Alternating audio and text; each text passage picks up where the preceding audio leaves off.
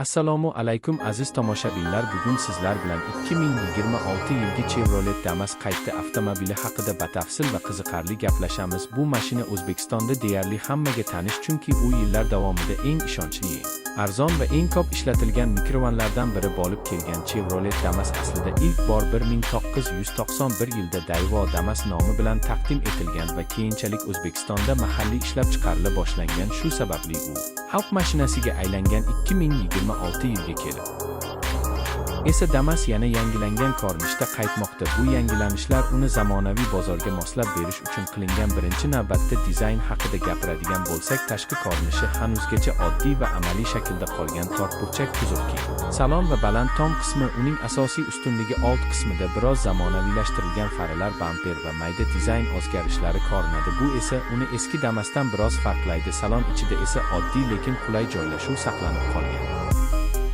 6 yoki 7 o'rindiqli variantlar mavjud bo'lib, oilaviy foydalanish yoki yo'lovchi tashish uchun juda qulay. Panelda minimal lekin kerakli funksiyalar bor: oddiy audio tizim, isitish tizimi va qulay o'rindiqlar. Texnik tomondan 2026 Chevrolet Damas o'zining sinovdan o'tgan 8 litrli benzin dvigateli bilan jihozlanadi. Taxminan 38 ot kuchiga ega bu dvigatel tezlik uchun emas, balki tejamkorlik va ishonchlilik uchun yaratilgan. 5 pog'onali mexanik uzatma qutisi bilan birga ishlaydi. Yoqilg'i sarfi juda past bo'lib, shahar sharoitida juda qulay. Bu mashinaning asosiy raqobatchilari asosan shu segmentdagi boshqa mikrovanlar va arzon ular, lekin Damas ularning ko'pini narx, soddalik va ehtiyot qismlarining arzonligi bilan ortda qoldiradi. Narx masalasiga to'xtalsak, 2026 yilgi Chevrolet Damas O'zbekiston bozorida taxminan 90 million so'mdan boshlanishi kutilmoqda. Bu esa uni eng hamyonbop avtomobillardan biriga aylantiradi. Performans jihatidan u sport avtomobili emas, lekin shahar ichida yuk va yo'lovchi tashish